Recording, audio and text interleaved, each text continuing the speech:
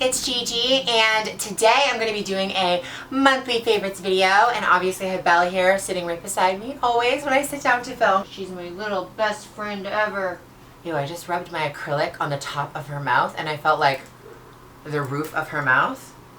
I didn't know you had those little ribs up there like me. I didn't know that. So it's coming to the end of June and I thought I would share my favorite beauty products and other things from the month. But the first thing I want to talk about is something so exciting that I literally just got home from. It is the new Shane Dawson short film. I was in the first one as Amber. He was like, hey, do you want to come in and play this mean blonde? She's kind of like a Regina George type. And I was like, I'm in. Obviously, that sounds like an amazing time. And I guess he liked me and he wanted me to come back for the second time, and he wrote me a bunch more lines. On set, I couldn't, there were so many times where I was laughing because it's just like, the lines he was telling me to say and the director and everybody behind the camera was coming up with, it's just like, oh my god, how do you say that without laughing? Like, that's so mean. I just don't want you guys to be shocked because you guys know that I'm not that person. It's definitely just an acting role, it's a character, but I had so much fun and I would do it all over again in a heartbeat, and I can't wait for you guys to see it. The next thing I want to talk about is this photo shoot I had recently with Miley Cyrus, and I've been getting overwhelming support and love from you guys saying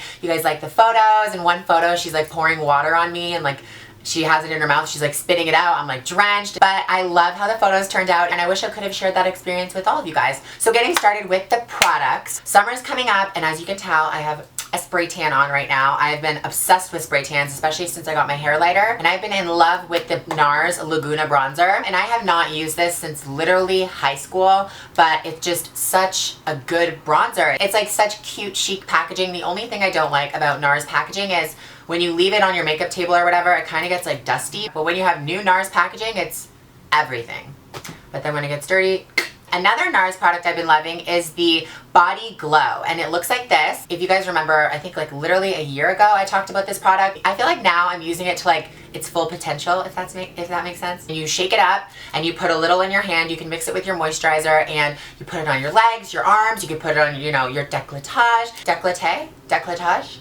I don't even know if that's the right word. It just makes me feel moisturized and, you know, shiny and beautiful and oil slicked. I literally feel like J-Lo when I have this on. Like, hey, where's my music video set? Next is this mineralized blush by MAC called Dainty. And I've owned a few of these blushes, but this color is my everything right now. I've been using it literally every single day. It doesn't matter if I'm wearing a red lip. And especially on days where I don't have makeup on, it helps add that sheen to my cheeks. It's that right amount of glow that I feel looks nice on bare skin, if that makes sense. But yeah, I love the texture of these, and the color payoff isn't too crazy, so you're not gonna have like, you know, overly saturated cheeks. No, you don't need blush, get away. I swear.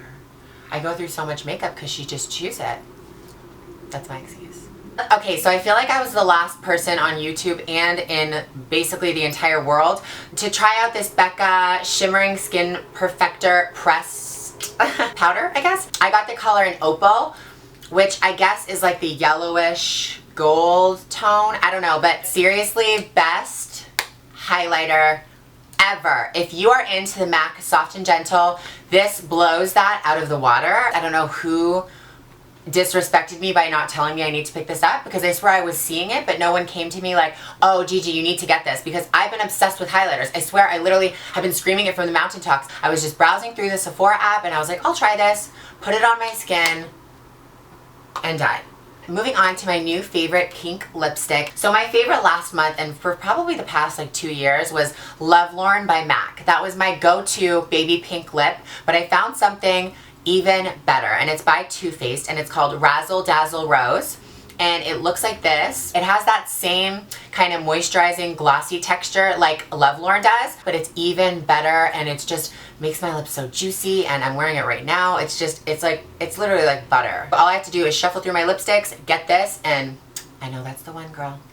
So I don't really use much Bumble and Bumble for my hair, but recently I picked up the Hairdresser's Invisible Oil, and it says it softens, silkens, tames, defrizzes, detangles, and protects against heat and UV damage. And it comes in a little cute orange bottle like this. I am absolutely obsessed with this stuff. What I do now that I have my extensions, which is probably another monthly favorite of mine because I miss them. I miss my long hair. Whenever I'm about to curl my hair or flat iron my hair, I use like 2 or 3 pumps in this and just put it through the ends of my hair, and I'll just work the rest of the product that's on my hands through the top of my hair. And it really does improve the silkiness and texture in my hair. I forget how much this was, but it might be a little bit expensive because it is Bumble and Bumble, but I really like the smell and it's cute packaging.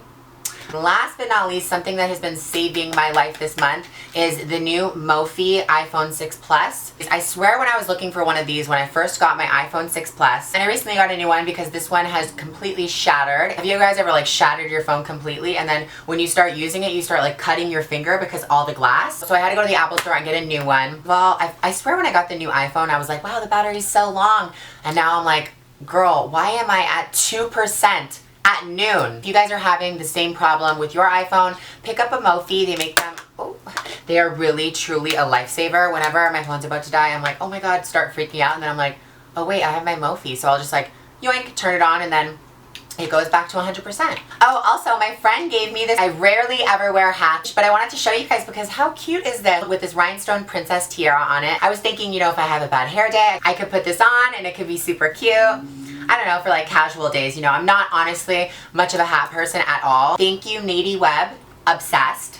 And last but not least, my favorite book and movie of the month. I'm gonna start with my favorite movie. I saw Entourage recently, the new movie based from the TV show. Let me just preface by saying I've never watched the TV show, but I really liked the movie. I think I would have liked it more if I watched the TV show. Was like a fan of it, you know? But it was really great, super entertaining. It was kind of like a Wolf of Wall Street movie, but if I had to choose between the two, I would definitely say I liked Wolf of Wall Street better. What movies have you guys seen recently? I feel like honestly the only movies I'm seeing out right now for like previews and stuff are scary movies, and that actually brings me to my book that I chose to read this month. So I don't actually physically read my books. You guys know I get them read to me on my Audible app on my phone, and this month I've started reading Stephen King's Finders Keepers, and on the cover of the book is the book open with like blood all running down it. And I just thought recently I have been so scared of scary movies, scary videos on YouTube, scary anything really, like even scary commercials. I'll turn my head, I'll close my eyes, like I just don't want to see that stuff anymore. I used to be completely obsessed with, you know, like Final Destination and Saw and Hostel and like the craziest, scariest movies, the most gruesome, scary movies. But Texas Chainsaw Massacre used to be one of my favorite movies. But now it's just like, I don't know, something has changed within me. Something is not the same. But yeah, I just decided that I would read this book to try to get me like kind of back into it, because if I'm not seeing visuals, I'm kind of like just hearing the words and like they're building a story in my mind. But maybe I can like work my way back up to seeing a scary movie, because you know, I loved the first Insidious, but now I'm seeing the trailer for the third one and it's just like, I can't. But yeah, there are hundreds of thousands of books on Audible, and if you haven't signed up yet, definitely do so with my link, audible.com/Gigi, and you can get your first book for free. And I recommend Stephen King's Finders Keepers. It's definitely good so far. I'm only like a little bit in, but yeah, I feel like I just talked forever. I hope you guys enjoyed this video. Let me know what you guys have been loving this month and I'll try to pick it up for next. But until I see you guys next time, stay gorgeous.